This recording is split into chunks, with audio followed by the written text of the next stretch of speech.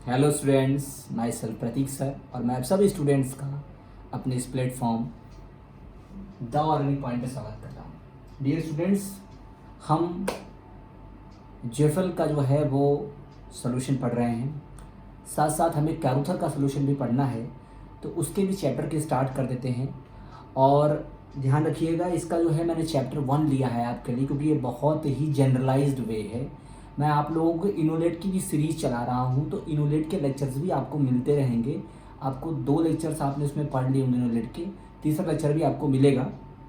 लेकिन मैं साथ साथ थोड़ा सा आपको जो है वो किस तरीके से ऑर्गेनिक सिंथेसिस जो है वो कैरूथर के बुक में कवर की गई है उसका शुरुआत करा देता हूँ। और ये ध्यान रखिएगा, क्लेडन, कैरूथर और जेफल ये रेगुलर वे में आपके लिए अब आपको मिलेंगे। और जो मेरा प्रॉमिस है आपको कि आपको मेरे इस यूट्यूब प्लेटफॉर्म पर आपको जितना कंटेंट अवेलेबल मैं करा सकता हूँ वो आपको मिलता रहेगा। ठीक, बस आपको करना क्या है, सीक्वेंशियल पढ़ते रहिए और उसको सही तरीके से फॉलो करते रहिए और दूसरों को शेयर करते रहिए। ठीक है, चलिए। तो अब जो है हम आपको ये बता दें कि जो कैरूथर की बुक है वो हमारे CSIR के या फिर गेट के या किसी भी तरीके के अगर हायर एग्जामिनेशन के, कॉम्पिटिटिव एग्जामिनेशन की अगर आप तैयारी करते हैं तो उसमें उससे बहुत ज़्यादा सवाल पूछे जाते हैं, बहुत सवाल एज इट इज़ आ जाते हैं पेपर में। तो इसलिए इस बुक को पढ़ना बहुत ज़रूरी है। अब देखिए है क्या, इस बुक को लोग पढ़ते हैं तो क्या होता है कि इसमें जो प्रॉब्लम्स दी गई हैं वो एज इट इज़ दे दी गई हैं विदाउट मैकेनिज्म। तो समझ में नहीं आता यार ये कैसे हो गया। चलो कंसेप्ट तो लिखा हुआ है, हम थ्योरी पढ़ के समझ लेंगे, लेकिन प्रॉब्लम कैसे हो गई। तो मेरा टारगेट क्या होगा इस बुक में कि प्रॉब्लम्स जो इसके अंदर है ना उनको पूरा मैकेनिज्म के साथ आपको प्रोवाइड करना। दूसरा, जो कंसेप्ट लिखा हुआ है थ्योरेटिकली वहाँ पर ऊपर, उसको भी उसके साथ कोरिलेट करना, और अगर उससे मिलता जुलता कोई सवाल बन सकता है या पूछा जा सकता है तो वो किस तरह से आ सकता है इसकी भी बात करना। ठीक है, चलिए बहुत बढ़िया। अब मैं स्टार्ट कर देता हूँ। मैंने आपको इस बुक का एक ब्रीफ कर देना है। बुक का ब्रीफ मैं आपको करता हूँ। पहले चैप्टर में सबसे पहले ऐसी रिएक्शंस के बारे में बात की गई है जिसे सी सिंगल बॉन्ड सी का फॉर्मेशन होता है, यानी कि कार्बन कार्बन बॉन्ड का फॉर्मेशन होता है। अभी कार्बन कार्बन का बॉन्ड sp3 टाइप का भी हो सकता है, sp3 sp2 टाइप का भी हो सकता है, sp2 टाइप का भी हो सकता है, sp3 sp भी हो सकता है, sp2 sp भी हो सकता है और sp टाइप का भी हो सकता है। ये कोई ज़रूरी नहीं है कि carbon carbon bond formation sp3 type का ही हो। तो इस चैप्टर में हर वो सीसी बॉन्ड फॉर्मेशन डिस्कस किया गया है, उसकी मैकेनिज्म के बारे में बात की गई है, उसके रिएक्शंस के बारे में बात की गई है जहां सी सिंगल बॉन्ड सी का फॉर्मेशन होता है। चैप्टर का नाम ही यही है, formation of carbon carbon single bond formation. उसके बाद हमारा जो दूसरा चैप्टर है, मुझे तो सारे चैप्टर्स के नाम याद है, उनको ब्रीफ करने के लिए मुझे आपको देखने की ज़रूरत नहीं पड़ेगी, मैं आपको ऐसे ही सारे ब्रीफ कर दूंगा। जो दूसरा चैप्टर है हमारा, उसमें सी डबल बॉन्ड सी का बात किया गया है, यानी कि पाई बॉन्ड का फॉर्मेशन कैसे कार्बन और कार्बन के बीच में किया जाता है उसकी बात की गई है।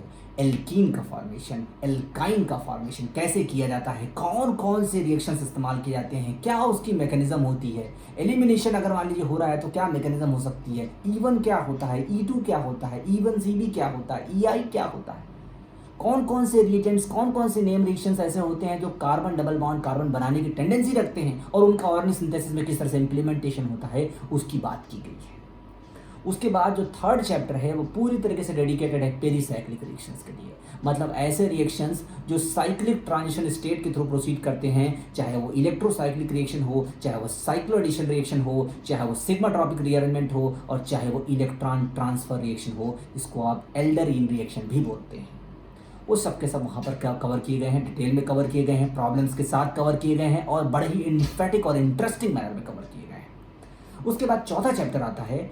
चौथे चैप्टर में बात की गई है फ्री रेडिकल्स और कार्बीन्स की।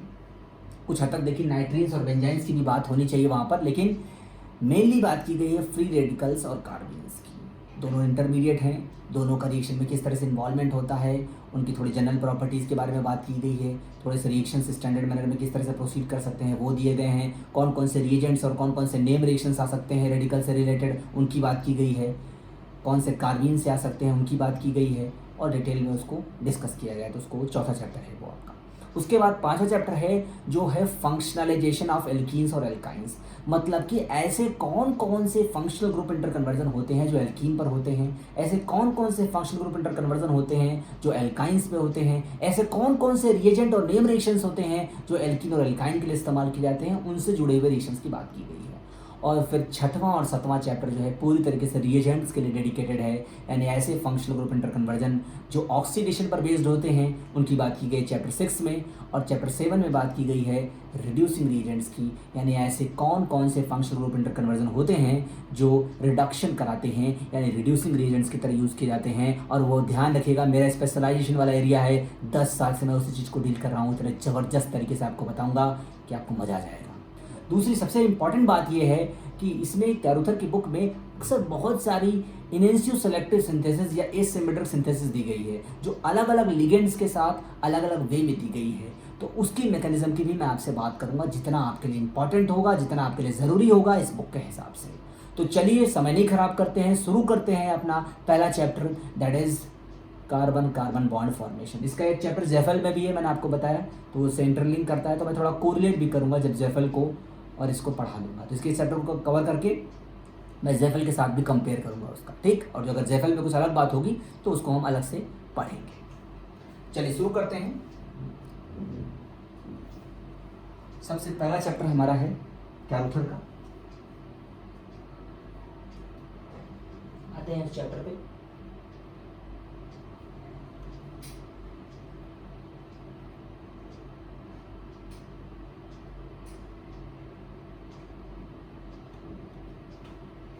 ये है भाई carbon carbon single bond formation, यानी वो कार्बन कार्बन सिंगल बॉन्ड बनाना है आपको। अब वो आप किसी रिएक्शन का इस्तेमाल करके बनाइए, किसी रीजन का इस्तेमाल करके बनाइए, किसी नेम रिएक्शन का इस्तेमाल करके बनाइए, कैसे बनाइए उससे मतलब नहीं है। थोड़ा सा इस चैप्टर को ना ब्रीफ कर लेते हैं, पूरा ओवरव्यू देख लेते हैं इस चैप्टर में क्या क्या चीज़ें हैं, कैसे कैसे हैं। देखिए यहाँ पर शुरुआत की गई है, पहले यहाँ लिखा हुआ है मेन ग्रुप केमिस्ट्री, यानी ये चैप्टर थोड़ा सा शुरुआत में अपने आप को इंट्रोड्यूस कराता है इनोलेट से। खूबसूरती देखिए इसको, शुरुआत होगा इनोलेट पे, खत्म होगा जाकर के ऑर्गेनोमेटालिक कपलिंग रिएक्शन पे, मजा आ जाएगा आपको। तो यहाँ पर सबसे पहले हम एल्काइलेशन ऑफ इनोलेट्स और इनामीन्स की बात करेंगे। देखिए दो इंटरमीडिएट है, इनोलेट भी कार्बोनाइल इंटरमीडिएट है और इनामीन भी न्यूक्लियोफाइल वाला ही इंटरमीडिएट है, उसके बारे में बात करेंगे। और इनोलेट्स का मैं आपसे अलग से सीरीज प्रोवाइड कर रहा हूँ, आपको डेडिकेटेड लेक्चर्स प्रोवाइड कर रहा हूँ आपको इनोलेट के। तो आपसे कोई पूछे कि इनोलेट का इंपॉर्टेंस कहाँ पर होता है, तो उसका इंपॉर्टेंस होता है ऑर्गेनिक सिंथेसिस में, जब आप कार्बन सिंगल बॉन्ड कार्बन बनाते हो। इस एक चैप्टर जुड़ा हुआ है क्लेडन में भी, उसकी भी बात करेंगे, ठीक।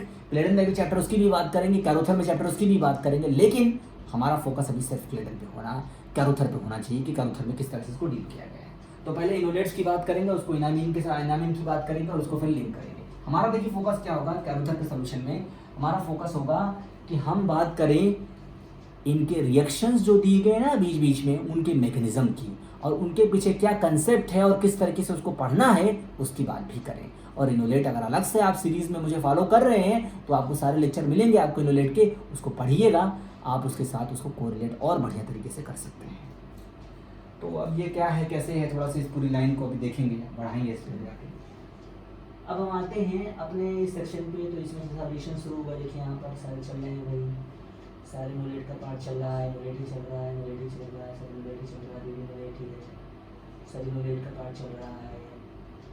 थोड़ा सा बेंजाइन आ गया है, लेकिन है ये भी इनोलेट से ही जुड़ा हुआ। थोड़ा सा यहाँ एक्सटेंडेड इनोलेट की बात की गई है, क्या होता है एक्सटेंडेड इनोलेट, और थोड़े से कुछ और रिएक्शन इसमें देखिए, क्राफ्को डिकार्बोक्सिलेशन है रिएक्शन। अब ये ना लिखता उखता नहीं है कुछ भी, बस दे दिया रिएक्शन आपको, ये इसके ऊपर ये लगा दिया तो ये बन गया, इसके ऊपर ये लगा दिया तो ये बन गया, सीधा सीधा दे देता है, समझ में आता नहीं है कि किस तरीके से कोरिलेट करें, फिर वहाँ पे इंटरेस्ट कम हो जाता है। तो ऐसा नहीं करना, तो ये सारा सब इनोलेट चल रहा है पूरा, भी देखिए इनोलेट केमिस्ट्री चल रही है, everything is enolate chemistry, everything is enolate chemistry, everything सब पूरा इनोलेट चल रहा है, पूरा इनोलेट चल रहा है, इनोलेट चल रहा है, ये भी इनोलेट ही है, सारा इनोलेट है, इसीलिए इनोलेट इतना इंपॉर्टेंट होता है, सब इनोलेट है। अब इसी बॉन्ड फॉर्मेशन पूरा इनोलेट है, सिलाइन इनोलेट शुरू हो गया, ये भी इनोलेट का ही पार्ट है, सब इनोलेट है, सब इनोलेट चल रहा है, सब कुछ इनोलेट है। देखिए एक्सटेंडेड सिलाइन इनोलेट आ गया, ये भी इनोलेट का ही पार्ट है। अब देखिए यहाँ से, देखिए यहाँ सेलेक्टिविटी शुरू हुई, यहाँ से देखिए यहाँ पर अब शुरू हो गया है स्टीरियोकेमिस्ट्री। अब ये सीधे सीधे बना दिया, इसका क्या कारण है, क्यों बन रहा है, क्या रीज़न है, किस तरीके से इसको पढ़ना है, सबको समझ में नहीं आता, सब लोग बच्चा इसको रट्टा मारता है। सब समझा फिर आपको बताऊँ। तो देखिए इनोलेट का पार्ट चल रहा है, सब ये भी इनोलेट है। अब देखिए स्टीरियोकेमिस्ट्री का इंट्रोडक्शन आने लगा, मतलब आपको रिएक्शंस में स्टीरियोकेमिस्ट्री आने लगी। अब जो स्टीरियोकेमिस्ट्री आ रही है उसको समझना, उसको कोरिलेट करना, उसको लिंक करना बड़ा ही डिफिकल्ट काम है इंडिविजुअल। चलो अभी सब इनोलेट चल रहा है, अभी सब इनोलेट का पार्ट चल रहा है, ये भी इनोलेट, एक्सटेंडेड इनामीन आ गया देखिए। अब ये आपका एज इनोलेट आ गया, एक्सटेंडेड एज इनोलेट भी है, सिंपल एज इनोलेट भी है। देखो भाई ये भी इनामीन है। अब स्टीरियोकेमिकल इंट्रोडक्शन आने लगा, देखो अभी कंजुगेट एडिशन शुरू हो गया। देखो कंजुगेट एडिशन जो है उसका एक अलग चैप्टर है क्लेडन में, पुरानी क्लेडन में चैप्टर नंबर 29 है, तो इसमें अलग से कंजुगेट एडिशन दिया है, यानी माइकल एडिशन दिया है इनोलेट से इनामीन का। ये पूरा सेक्शन है, देखिए ये पूरा इसके पहले वाला सेक्शन था जो वो इनोलेट का जनरल पार्ट था। अभी सेक्शन जो स्टार्ट हुआ है वो है इनोलेट इनामीन का कंजुगेट एडिशन, माइकल एडिशन। चल रहा है, चल रहा है, चल रहा है, पूरा चल रहा है, देखिए पूरा चल रहा है, सब वही है, सारा कुछ वही है, सारा कुछ वही है, सब कुछ वही है। देखिए देखिए मैकेनिज्म कभी कभी भूल चुके मैकेनिज्म दे देता है, अदरवाइज मैकेनिज्म कभी देता नहीं है, ठीक है। चलिए आगे बढ़ते हैं और चलते हैं आगे और आगे। देखिए स्टीरियोकेमिकल इंट्रोडक्शन आने लगा, क्या स्टीरियोकेमिस्ट्री बन रही है, ये स्टीरियोकेमिस्ट्री क्यों बन रही है, ये क्यों नहीं बन रही है, यहाँ पर ये क्यों बन रही है, ट्रांस क्यों नहीं बन रही है, इसको मैं पूरा बाकायदे आपको मैकेनिज्म बना के बताऊंगा ढंग से, ताकि आपका इंटरेस्ट उसके पीछे पड़ जाए। और थोड़ा आगे बढ़ते हैं भाई, अभी तो सब वही चल रहा है, सिलेंडर का आ गया, ठीक है, और आगे बढ़ते हैं, चल रहा है, चल रहा है, चल रहा है। इंट्रामॉलिक्यूलर, देखिए कुछ नेम रिएक्शंस भी इनोलेट पर आ गए, जो कंडेंसेशन नेम रिएक्शंस होते हैं ना वो आ गए इसमें से। डिकमान कंडेंसेशन यहाँ पे आपको दिया, ये जो आपको रिएक्शन दिख रही है तो इंट्रामॉलिक्यूलर माइकल एडिशन है। डिकमान भी मिले, ये भी देखिए इंट्रामॉलिक्यूलर माइकल एडिशन है, ये भी इनामीन बेस का जो एडिशन है। यहाँ पर देखिए रॉबिन्सन का इंट्रोडक्शन करा दिया, रॉबिन्सन रिलेशन रिएक्शन है, ये भी रॉबिन्सन है। उसके बाद देखिए नेम रिएक्शन आ गया, उसके बाद इनोलेट्स के नेम रिएक्शन आ गए, मतलब ये चैप्टर पूरी तरह से इनोलेट पे डेडिकेटेड है, ठीक है। अलग से नहीं पढ़ सकते हैं आप उसको, इंडिविजुअली भी पढ़ सकते हैं। अभी देखिए नेम रिएक्शन चल रहा है, नेम रिएक्शन चल रहा है पूरा, एल्डोल कंडेंसेशन पर ही पूरा डिटेल में सब कुछ। एल्डोल कंडेंसेशंस के अलग अलग फॉर्मेट होते हैं, स्टीरियोकेमिस्ट्री में क्या रोल होता है, स्टीरियो सेलेक्टिव एल्डोल शुरू होगा देखिए इसमें, ये देखिए स्टीरियो सेलेक्टिव एल्डोल आ गया। अब स्टीरियोकेमिस्ट्री किस तरीके से एल्डोल कंडेंसेशन पे इस्तेमाल की जाती है उसकी पूरी बात की गई चैप्टर में। पूरा स्टीरियो सेलेक्टिव एल्डोल, एसिन एल्डोल कब बनेगा, एंटी एल्डोल कब बनेगा, जीमर मॉन्टेक्सुअल मॉडल क्या होता है, चिलेसन मॉडल क्या होता है, आयरलैंड चिलेसन मॉडल क्या होता है, सब कुछ दिया हुआ है, पूरा डिटेल में दिया हुआ है। दौरान इनलेट का क्या रोल है, पूरा चल रहा है, चल रहा है, चल रहा है, अभी पूरा वही चल रहा है। अब देखिए एसिमेट्रिक मेथोडोलॉजी आ गई, मतलब कहने का मतलब ये कि आप इनोलेट और इनामीन्स के साथ किस तरह से आप एसिमेट्रिक टाइप का स्टीरियोकेमिस्ट्री जनरेट कर सकते हैं, एक पर्टिकुलर टाइप का एंसोमर बना सकते हैं, इसके बारे में बात करना स्टार्ट कर दिया इसमें। तो उसको चलते हैं, चल रहा है, चल रहा है, पूरा चल रहा है। ये देखिए कायरल ऑक्सिलरीज का कॉन्सेप्ट आ गया, इवांस कायरल ऑक्सिलरीज का कॉन्सेप्ट आ गया। ये जो आप देख रहे हैं ना बीच बीच में सवाल, ये कहीं ना कहीं किसी तरह से पेपर में पूछे गए हैं, और इनकी मैकेनिज्म मैं आपको बताऊंगा कि ये इसका मैकेनिज्म क्या है, इसका कंसेप्ट क्या है, इसके पीछे उसको बताऊंगा मैं आपको, मजा आ जाएगा आपको।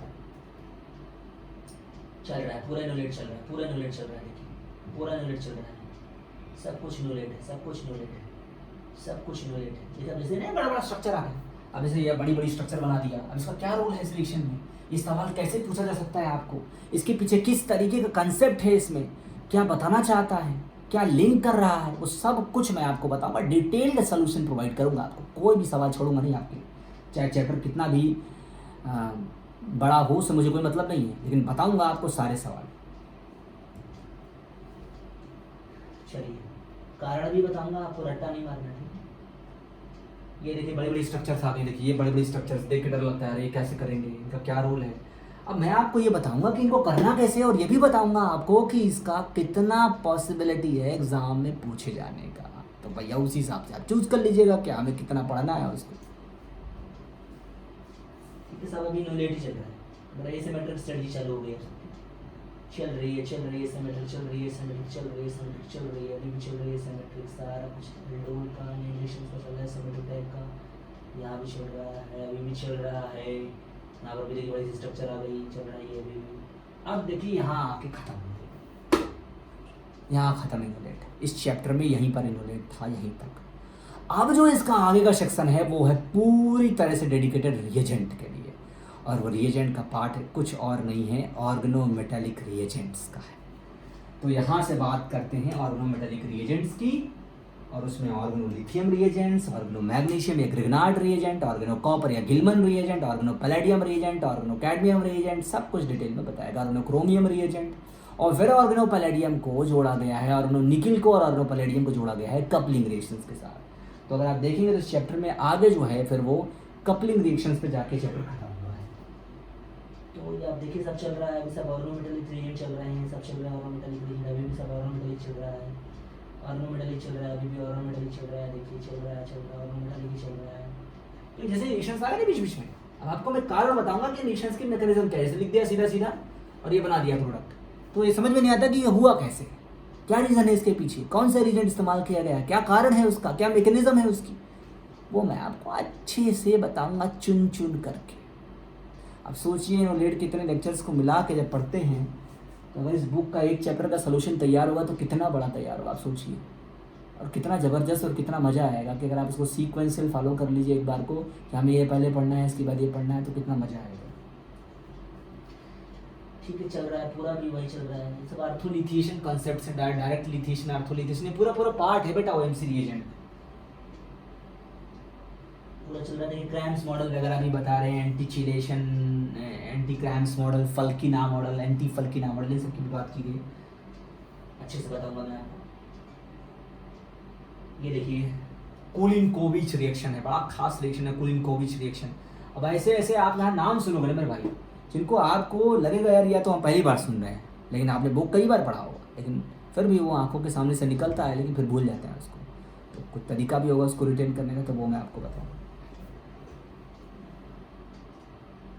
चल रहा है पूरा, देखिए चल रहा है वही चल रहा है। अभी ऑर्गेनोजिंक आ गया, ऑर्गेनोजिंक चला, देखिए ऑर्गेनोबोरान आ गया, ऑर्गेनोकॉपर आ गया,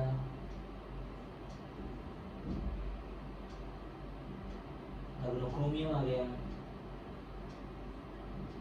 पाउजन खांड रिएक्शन आ गया, पाउजन खांड रिएक्शन है, पाउजन खांड रिएक्शन, और फिर कपलिंग आ गई। देखिए रिएक्शन कपलिंग पे जाके खत्म होगा, ऑर्गेनोमेटेलिक कपलिंग नेम रिएक्शंस जो होते हैं ना, सुजुकी कपलिंग, ये देखिए सारा कपलिंग देखिए शुरू हो गया, आपको बहुत कुछ इसमें से मिलेगा।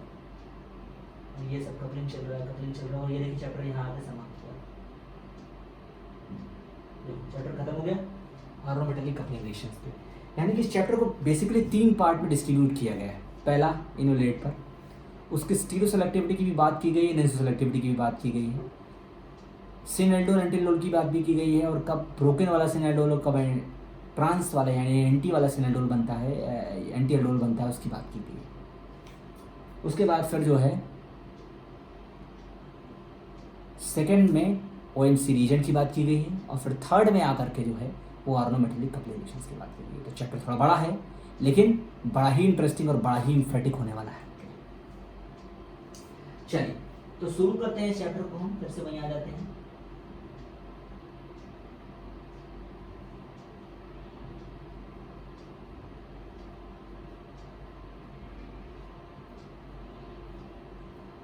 ये हमारा चैप्टर है, और मैं आपको बिल्कुल क्लियर कर दूं कि हर वो रिएजेंट और हर वो स्कीम की बात की गई है इस चैप्टर में जिससे सी सिंगल बॉन्ड सी का फॉर्मेशन होता है। तो चलिए शुरू करते हैं बिना टाइम खराब किए हुए। अब आपको देखिए करना क्या है, अब आपको करना ये है कि जो इतिहास लिखा हुआ है ना, सब इतिहास, इसको इस पर इतना गौर नहीं करना है, इतना फोकस करना है कि कौन सी स्पीसीज का इस्तेमाल करके आप सी सिंगल बॉन्ड सी बनाने वाले हैं। तो इनको पढ़ने का कोई मतलब नहीं है। सबसे पहले बात करते हैं, देखिए पहली यूनिट की अल्काइलेशन ऑफ इनोलेट्स एंड इनअमीन्स। अगर मैं यहाँ से लेके यहाँ तक बात करूँ ना, जो कुछ भी लिखा हुआ है, तो उसमें सिर्फ एक ही बात को फोकस किया गया है, या मैं कहूँ कि इनोलेट में ही पूरी बात को, अगर क्या बात को फोकस किया गया है, तो पूरे इनोलेट केमिस्ट्री में आप ये पाएंगे, जो मैंने आपको अपने इनोलेट के पार्ट में भी पढ़ा रखा है, कि कोई भी -R ग्रुप या फिर -M ग्रुप की बात होती है यहाँ पर, और उस माइनस एम या माइनस आर ग्रुप के साथ जो इंटरेक्शन होता है रिएजेंट का वो होता है बेस या बेसिक रिएजेंट का। किसका बात होता है? बेस या बेसिक रिएजेंट का। और जो इंटरमीडिएट बनता है कार्बनायन टाइप का, जो इंटरमीडिएट यहाँ बनता है आपका कार्बनायन टाइप का, उस कार्बनायन या कार्बनायन भी हो सकता है बाबू, और न्यूट्रल कार्बन न्यूक्लियोफाइल भी हो सकता है। न्यूट्रल कार्बन न्यूक्लियोफाइल भी हो सकता है, मतलब कि चार्ज कार्बनायन टाइप का न्यूक्लियोफाइल भी हो सकता है और न्यूट्रल कार्बन न्यूक्लियोफाइल भी हो सकता है। और फिर उसका न्यूक्लियोफिलिक रिएक्शन, उसका न्यूक्लियोफिलिक रिएक्शन। अब अगर ध्यान से आप इस बात को गौर कीजिए तो जितना कुछ भी इसमें ताम झाम दिया हुआ है उसमें सबसे कॉमन और सबसे यूनिक बात यह है कि आपका फोकस इनके इर्द गिर्द होगा, माइनस आर या माइनस एम ग्रुप। उसके बाद आपका जो फोकस होगा वो होगा बेस और बेसिक रिएजेंट पे, मतलब कौन कौन से बेस या बेसिक रिएजेंट का इस्तेमाल करके आप इन माइनस आर या माइनस एम ग्रुप के साथ कनेक्शन जनरेट कर सकते हैं और बना सकते हैं आप कार्बन न्यूक्लियोफाइल। अभी वो कार्बन न्यूक्लियोफाइल आपका एनायनिक भी हो सकता है, न्यूट्रल भी हो सकता है। और अगर आप कोई न्यूक्लियोफाइल बनाएंगे डियर, तो न्यूक्लियोफाइल डेफिनेटली जो है रिएक्शन में जाएगा, और जब वो जाएगा रिएक्शन में तो जो उसकी मैकेनिज्म जनरेट होगी वो होगी न्यूक्लियोफिलिक टाइप की मैकेनिज्म। और न्यूक्लियोफिलिक टाइप की जो मैकेनिज्म होती है उसको आप यहाँ पढ़ने जा रहे हैं, उसको आप यहाँ डिस्कस करने जा रहे हैं, और वही है इनोलेट। उसी से बनने वाले सीसी बॉन्ड फॉर्मेशन के प्रोसीजर को आप इनोलेट में डिस्कस करते हैं और पढ़ते हैं। तो आपका हमेशा इसके इर्द गिर्द फोकस होगा, उसके इर्द गिर्द फोकस होगा, और इसके इर्द गिर्द फोकस होगा, और फिर इसके इर्द गिर्द फोकस होगा। ये मिलता है आपको जीओसी से। क्या माइनस आर ग्रुप है, क्या माइनस एम ग्रुप है, कैसा होता है, कब स्टेबिलिटी ज़्यादा होती है, कब स्टेबिलिटी कम होती है, आपको जीओसी से सीखने को मिलता है। बेस और बेसिक रिएजेंट्स ये एक रिएजेंट का हिस्सा भी है, और अगर बेसिसिटी और एसिडिटी पढ़ा जाए तो जीओसी का भी हिस्सा है। और कार्बनायन और न्यूट्रल कार्बन न्यूक्लियोफाइल ये एक्चुअली इंटरमीडिएट यानी रिएक्शन इंटरमीडिएट का हिस्सा है, और न्यूक्लियोफिलिक रिएक्शन यानी कि मैकेनिज्म का हिस्सा है ये। और इसके साथ साथ बहुत सारे रिएजेंट और नेम रिएक्शन भी जुड़ जाते हैं। यानी अगर आपसे कोई कहे कि इनोलेट क्या है, तो इनोलेट का मतलब पूरी ऑर्गेनिक है, वो अपने अंदर पूरी ऑर्गेनिक को लेके चलता है, अपने अंदर समा के चलता है पूरी ऑर्गेनिक को। तो ये इसकी ताकत है, और ये मेरा एक्सपर्टाइजेशन फील्ड है। इतना ज़बरदस्त तरीके से मैं आपको उसको बताऊंगा कि आपको ऑर्गेनिक से प्यार हो जाएगा, इस बात की गारंटी लेता हूँ मैं। चलिए तो शुरू करते हैं। देखिए यहाँ इस चैप्टर में जो है वो सबसे पहले माइनस आर ग्रुप्स को दिखाया गया है। अलग अलग तरह के माइनस आर ग्रुप्स हो सकते हैं। देखिए आप अच्छी तरह से जानते हो, आपने अलग अलग प्लेटफॉर्म्स में मेरे इनोलेट के लेक्चर देखे होंगे, बड़ी बड़ी कोचिंगों के भी आपने देखे होंगे, और जितनी भी आपने नामी गिरामी कोचिंग सुनी होंगी उनमें भी देखा होगा आपने। तो ये बात ध्यान रखिए कि इनोलेट में जो ये minus R minus M groups होते हैं, इनके अंदर जो खासियत होती है कि they are having a pi bond and they are having a electronegative element, nitrogen, oxygen, sulphur, any type of electronegative element with pi bond. The functional group which is based on the electronegative atom connected with the carbon with the help of pi bond, either double bond or triple bond, they can be considered here. कैसे थोड़ा देखिए। तो यहाँ पर देखिए बात किसकी गई है। NO2 लिया गया, कीटोन लिया गया, सल्फोन लिया गया, एस्टर लिया गया, CN लिया गया है, और C6H5 लिया गया है। ये कुछ है नहीं मेरे भाई, ये जो है इनका एक्टिवेटिंग इफेक्ट दिखाया गया है, इनकी इलेक्ट्रॉन विड्राइंग पूल दिखाई गई कि इनका इलेक्ट्रॉन विड्राइंग इफेक्ट कितना होता है। अदरवाइज मेरे हिसाब से तो सारे माइनस आर ग्रुप्स को कंसिडर किया जाए, और माइनस आर ग्रुप्स का केवल एक मतलब रखा जाए कि माइनस आर ग्रुप का मतलब कि कार्बन से जुड़ा हुआ हर वो फंक्शनल ग्रुप जो ज़्यादा इलेक्ट्रोनेगेटिव एलिमेंट के साथ होता है और उसमें पाई बॉन्ड होता है, चाहे वो डबल बॉन्ड के फॉर्म में हो चाहे वो ट्रिपल बॉन्ड के फॉर्म में हो, उसको आप माइनस आर या माइनस एन ग्रुप कंसिडर कर सकते हैं। अब वो रेजोनेंस के थ्रू खींच रहा है तो इनमें से कोई भी हो सकता है। तो अब वो चाहे कीटोन हो, चाहे वो एल्डिहाइड हो, चाहे वो एल्काइल एस्टर हो, चाहे वो कार्बोक्सिलिक एसिड हो, चाहे वो एनहाइड्राइड हो, चाहे वो अमाइड हो, चाहे वो साइक्लिक एस्टर हो जिसको लैक्टोन बोलते हैं आप, चाहे साइक्लिक अमाइड या लैक्टम हो, चाहे साइक्लिक एनहाइड्राइड हो, चाहे CN या साइनाइड ग्रुप हो, नाइट्राइल ग्रुप हो, चाहे जो है वो सल्फोन ग्रुप हो, चाहे सल्फॉक्साइड हो, ठीक, कैसा भी हो, माइनस आर ग्रुप होना चाहिए। इसमें देखिए और भी लिए गए हैं, सारे बोल दी मैंने।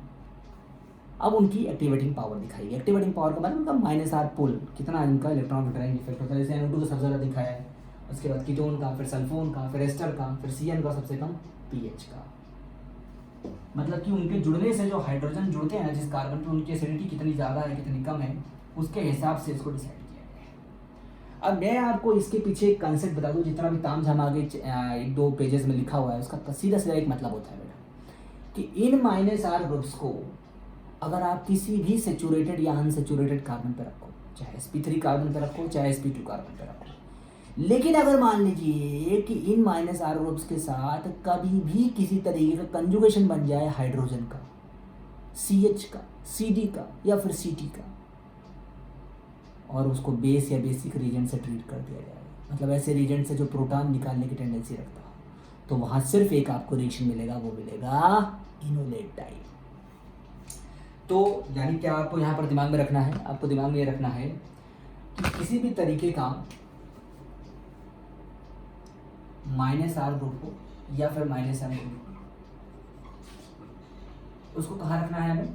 उसको हमें रखना है sp2 पे भी रख सकते हैं हम, उसको sp3 पे भी रख सकते हैं। हमारी कंडीशन केवल कितनी है? हमारी कंडीशन केवल इतनी है कि जो भी आपके पास ये माइनस आर ग्रुप्स हैं उनके साथ कंजुगेटेड एसिडिक CH होना चाहिए, CD होना चाहिए या फिर CT होना चाहिए। मतलब कि कंजुगेटेड हाइड्रोजन होना चाहिए, कंजुगेटेड ड्यूटेरियम होना चाहिए या फिर कंजुगेटेड ट्राइटियम होना चाहिए, मतलब कि हाइड्रोजन का आइसोटोप। और इनको लेना किसके साथ है भाई? इनको लेना है हमको एक तरह के ही रिएजेंट्स के साथ, जिसको हम बोलते हैं बेस या बेसिक रिएजेंट। क्या बोलते हैं? बेस या बेसिक रिएजेंट। अलग अलग तरह के बेस ले सकते हैं हम, स्ट्रॉन्ग बेस ले सकते हैं, वीक बेस ले सकते हैं, नॉन न्यूक्लियोफिलिक बेस ले सकते हैं, न्यूक्लियोफिलिक बेस ले सकते हैं, काइनेटिकली कंट्रोल्ड बेस ले सकते हैं, थर्मोडायनेमिकली कंट्रोल्ड बेस ले सकते हैं, कैसा भी बेस ले सकते हैं। बेस मतलब वो स्पीसीज जो इलेक्ट्रॉनिकली रिच हो और एसिडिक हाइड्रोजन को निकालने की टेंडेंसी रखता हो, वो सब बेस है। ज़्यादातर बेस में आपको ऑक्सीजन या नाइट्रोजन टाइप की स्पीसीज मिलेगी और वो प्रोटॉन निकालने की टेंडेंसी रखेगी। इनको न्यूक्लियोफाइल से सेपरेट कर दो तो ये रिएजेंट की कैटेगरी में आ जाते हैं और खूबसूरत तरीके से इनोलेट के साथ जुड़ जाते हैं। तो इसके लिए मैं आपको प्रोवाइड क्या करूंगा? इसके लिए मैं आपको प्रोवाइड करूंगा एक टेबल या एक चार्ट। यहाँ से आप इन सारे इन रिएजेंट्स को कवर कर सकते हो। तो वो हमारा क्या होगा? बेस का चार्ट होगा। क्या होगा? बेस का चार्ट होगा, प्रोवाइड करूंगा मैं आपको। इसके अलावा जैसे ही आप इसको आगे बढ़ाओगे, ये कनेक्ट हो जाएगा तुरंत का तुरंत किससे? एनायनिक या फिर न्यूट्रल कार्बन न्यूक्लियोफिलिक इंटरमीडिएट से। और वही कार्बन न्यूक्लियोफिलिक इंटरमीडिएट जो यहां कनेक्ट होगा उसी को आप क्या बोलेंगे बेटा? उसी को बोलेंगे आप इनॉलेट या फिर इनॉल नहीं बोलेंगे, इनॉल अलग चीज हो गई थोड़ी सी, या फिर इनोलेट डेरिवेटिव। इनोलेट बोलेंगे या फिर इनोलेट डेरिवेटिव। और ये इनोलेट और इनोलेट डेरिवेटिव जो होंगे आपके, इनोलेट या इनोलेट डेरिवेटिव जो होंगे वो होंगे कार्बन न्यूक्लियोफाइल। और उन्हीं कार्बन न्यूक्लियोफाइल्स को जब आप मैकेनिज्म इस्तेमाल करके कोई भी न्यूक्लियोफिलिक रिएक्शन कराओगे तो वो हो जाएगा इनोलेट की ऑर्गेनिक सिंथेसिस। तो मैं आपको इंडिविजुअली लेक्चर तो प्रोवाइड कर ही रहा हूँ इनोलेट के साथ साथ, मैं थोड़ा सा आपको कैरोथर में बता रहा हूँ। ठीक है, अब इसी की जगह पर सब कुछ रखो सेम और यहाँ पर रखो एसिड या लुईस एसिड, तो आप उसको बोलोगे इनॉल या फिर इनॉल डेरिवेटिव। ध्यान रखना इनोलेट और इनॉल में यही अंतर होता है। और इनोलेट और इनॉल डेरिवेटिव जो होते हैं, इनोलेट डेरिवेटिव या इनॉल डेरिवेटिव, वो स्पेसिफिक होते हैं और वो स्पेशल रिएजेंट्स के साथ बनते हैं, लेकिन उनका कंसेप्ट इनॉल और इनोलेट से ही जुड़ता है। चलिए, तो मैंने आपको जनरलाइज कर दिया थोड़ा सा इसको, किस तरीके से इसको आपको लेके चलना है। आप इसको चैप्टर के हिसाब से लेके चलते हैं, चैप्टर में क्या दिया हुआ है।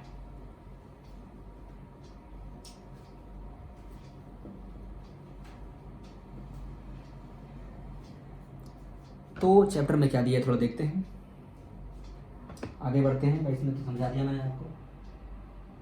ये देखो यार, इसमें क्या है ना, ये टेबल दी गई है, इस टेबल में आपको कुछ फंक्शनल ग्रुप्स दिए गए हैं, इनके पीके वैल्यूज। तुमको भी पता है जैसे यहाँ कार्बोक्सिलिक एसिड है, इसका पीके वैल्यू तो सबसे कम है, जिसका पीके वैल्यू कम होगा उसकी एसिडिटी ज़्यादा होगी। और ये अलग अलग फंक्शनल ग्रुप्स के साथ पीके वैल्यूज इनके लिखे हुए हैं। जितना ज़्यादा पाई बॉन्ड के साथ कोई हेटेरोएटम वाला ग्रुप होगा उतना उसका पीके वैल्यू कम हो जाएगा। जितना पीके वैल्यू कम होगा उतना प्रोटॉन की एसिडिटी ज़्यादा हो जाएगी, और जितनी प्रोटॉन की एसिडिटी ज़्यादा हो जाएगी उतनी बेस या बेसिक रीजन के साथ उसकी रिएक्टिविटी बढ़ जाएगी, और जितनी रिएक्टिविटी बढ़ जाएगी उतना आसानी से आप इनोलेट बना सकते हो। तो इसके बारे में यहाँ पर थोड़ा बात की गई है। और देखिए सबसे पहला एग्जांपल दिया भी गया है, इसका थोड़ा एग्जांपल देखा जाए तो यहाँ पर देखिए एक्सप्लेन भी किया गया है। बेस के साथ इस कार्बन के प्रोटॉन को निकाला गया है। बेस इसका प्रोटॉन क्यों निकाला है, क्योंकि इसका प्रोटॉन एसिडिक है। प्रोटॉन क्यों एसिडिक है, क्योंकि इसका कार्बन आयन जो है वो इन दोनों एस्टर के कार्बोनिल कार्बन से रेजोनेंस स्टेबलाइज्ड है। उसके बाद देखिए इसका इनोलेट बनाया गया है। देखिए ये भी इनोलेट है। इनोलेट का मतलब होता है कि इनॉल का आयन, और इनॉल क्या होता है, किसी भी डबल बॉन्ड पर OH या OH जैसा कोई ग्रुप, तो उसी का जो आयन होगा उसको क्या बोलेंगे, इनोलेट आयन। और दिखाया गया थोड़ा देखिए, यहाँ पर भी देखिए दिखाया गया बेस कार्बन आयन एक कीटोन है। और फिर देखिए उसके रिएक्शन को दिखा दिया गया सीधे। यही थोड़ी इस बुक की दिक्कत है, इसमें सबर नहीं है, कोई भी चीज़ है सबको एक साथ मिला कर दे दिया है। जबकि देखिए वास्तव में क्या है कि अगर कार्बन आयन बन गया ना, तो फिर उस कार्बन आयन को बना करके फिर कैसे अटैक करा रहे हैं वो पूरा आपको बताना चाहिए इंडिविजुअली। अब चूंकि यहाँ कार्बन न्यूक्लियोफाइल है तो सीधा सीधा कार्बन का इलेक्ट्रोफाइल ले लेंगे लीविंग ग्रुप के साथ, और यहाँ पर सीधा इसका SN2 दिखा दिया गया। यहाँ पर न्यूक्लियोफिलिक सब्स्टिट्यूशन है, यहाँ पर इन्वर्जन करा करके आपके यहाँ दिखा रहे हैं, क्योंकि प्लेन में दिखा रहे हैं आप यहाँ पे, तो इधर से आपने एक्स को तोड़ा, इधर से आपने जोड़ दिया बॉन्ड को। अब ये जो आप देख रहे हैं स्टीरियोकेमिस्ट्री आ रही है यहाँ पे, वो कैसे आ रही है उसके बारे में भी कोई यहाँ पर बात नहीं की गई है। इसके बारे में बात आगे की गई है, वो कैसे होता है, किस तरह से डिसाइड किया जाता है, उसके बारे में अभी यहाँ कुछ पता नहीं चलेगा, आगे पता चलेगा। ठीक है, अब आगे बढ़ते हैं, थोड़ा देखते हैं और क्या चीज़ है इसमें, थोड़ा सा और क्या चीज़ें दी गई हैं। देखिए तुरंत इनॉल आ गया, कुछ और नहीं बताया, सीधा इनॉल आ गया। तो वही बात है कि -R ग्रुप है, देखो इसकी कंजुगेशन में एसिडिक हाइड्रोजन है जो इसके साथ टैटोमराइज हो सकता है। आपने एसिड ले रही है इसके ऊपर, एसिड ले सकते हो तुम, चाहे ऑर्गेनिक एसिड ले लो, चाहे मिनरल एसिड ले लो, चाहे लुईस एसिड ले लो, एसिड लेना है।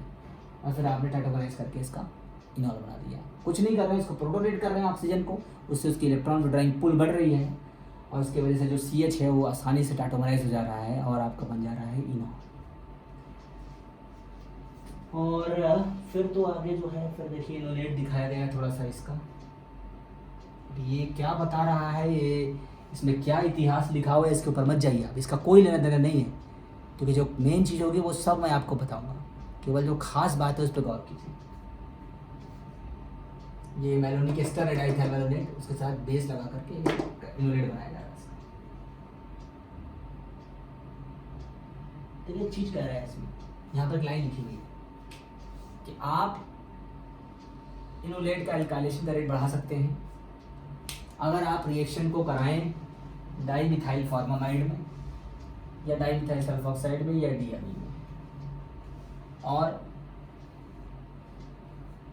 प्रोटिक सॉल्वेंट का इस्तेमाल ना करें। ये अपने दिमाग में बैठा लीजिए बेटा कि कोई भी पोलर ए प्रोटिक सॉल्वेंट जो होता है वो इस इनोलेट के रिएक्शंस के लिए प्रेफरेंस इसलिए ले रहा है क्योंकि कोई भी पोलर ए प्रोटिक सॉल्वेंट SN2 के रेट को बढ़ाता है, चाहे वो DMF हो, चाहे वो डाइमिथाइल सल्फॉक्साइड हो, चाहे वो DME हो, कोई सा भी हो, एसीटोन हो, लिक्विड एसीटोन, वो सब के सब क्या होते हैं, SN2 रिएक्शन का रेट बढ़ाते हैं। और इनोलेट ज़्यादातर जो रिएक्शंस देते हैं दे आर SN2, इसीलिए इनका प्रेफरेंस लिया जा रहा है।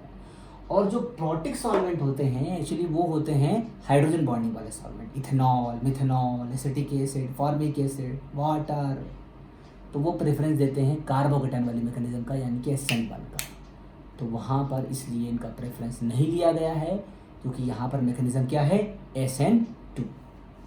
तो ये थोड़ा सा इसके बारे में बात की गई है। दूसरा क्या है, यहाँ पर एक और चीज़ बताई गई है कि जैसे आप HMPA लो या फिर कोई ट्राइमीन लो या फिर टेट्रामीन साल्ट लो, वो भी अल्काइलेशन के रेट को बढ़ाता है। इस बात को दिमाग में बैठा लो, कोई भी फेस ट्रांसफर कैटलिस्ट लोगे ना चाहे वो क्वाटरनरी अमोनियम साल्ट हो, क्वाटरनरी फास्मोनियम साल्ट हो, HMPA हो, वो सब के सब SN2 के रेट को बढ़ाते हैं। क्राउन ईथर्स हों, ठीक, अल्ट्रासाउंड वेव्स हों, ठीक, तो वो सब के सब क्या करते हैं, SN2 के रेट को बढ़ाते हैं। तो वो भी क्या करेंगे, इसके अल्काइलेशन के रेट को बढ़ा देंगे, क्योंकि इनोलेट का अल्काइलेशन कुछ और नहीं है बल्कि SN2 रिएक्शन है। तो अब मैं इसको थोड़ा सा एलाबोरेट करूंगा अपने नेक्स्ट लेक्चर में। अभी इसको क्लास को यहीं रोकते हैं। अब मैं जो आपको बताऊंगा ना, अब मैं आपको बताऊंगा इस रिएक्शन से के बारे में। देखिए एक बात दिमाग में बिठा लीजिए, कैरोथर का सॉल्यूशन हम पढ़ रहे हैं, थ्योरी नहीं पढ़ रहे हैं। तो हम आपको कैरोथर में लिखे हुए जो ये सवाल है ना, इन पे फोकस करेंगे, और इन पे जितना आप फोकस करेंगे आपका उतना कंसेप्ट क्लियर होगा। क्योंकि बहुत ज़्यादा बड़ा भी नहीं कर सकते बेटा, क्योंकि अगर हम सब थ्योरी यहाँ पढ़ाने लगे अगर इनोलेट की, तो ये चैप्टर बहुत लेंदी और बहुत बड़ा हो जाएगा। तो इसलिए अब हमारा क्या होगा, अब हमारा इन यूनिट्स में जो लिखे हुए प्रॉब्लम्स है ना, इन पे फोकस होगा और इनकी मैकेनिज्म्स को एक एक करके हम देखेंगे। तो अपने चैप्टर में अब हम जो नेक्स्ट लेक्चर लेके आएंगे, वो लेक्चर लेके आएंगे रिएक्शंस ऑफ इनोलेट का, और वो होगा हमारा इस चैप्टर का दूसरा लेक्चर। और वो फोकस करेगा जितनी भी ये बीच बीच में प्रॉब्लम्स दी गई हैं, इनका क्या मैकेनिज्म है और इसको किस तरीके से सॉल्व किया जाए, और स्टीरियोकेमिस्ट्री अगर उसके पीछे है कोई तो कैसे उसको डिसाइड किया जाए। ठीक, होप आपको समझ में आ गई होगी मेरी बात। आज का जो ये इंट्रोडक्टरी लेक्चर था इस चैप्टर का, वो मैंने क्लियर कर दिया, आपको बढ़िया से समझ में आ गया होगा। बस आखिरी वही बात कि ज़्यादा से ज़्यादा लोगों को बताइए कि प्रतीक सर इस तरह से ऑर्गेनिक को डील करते हैं, इस तरीके से यूनिक चीज़ हमारे लिए लेकर के आए हैं। और डिटेल्ड में ऑर्गेनिक सीखना चाहते हैं तो आप मेरे ऐप पर आकर के मेरा कोर्स भी ज्वाइन कर सकते हैं। और सबसे इम्पॉर्टेंट बात ये कि जितने ज़्यादा से ज़्यादा लोगों को पता चलेगा उतना उनका भी फ़ायदा होगा और ऑर्गेनिक केमिस्ट्री सबके बीच में स्प्रेड होगी। चलिए, thank you very much and take care. और बिल्कुल ध्यान रखिएगा इस बात का कि ऑर्गेनिक केमिस्ट्री को सीक्वेंशियल तरीके से हमें पढ़ना है, तभी हमें फ़ायदा होगा। ठीक है, take care and good day.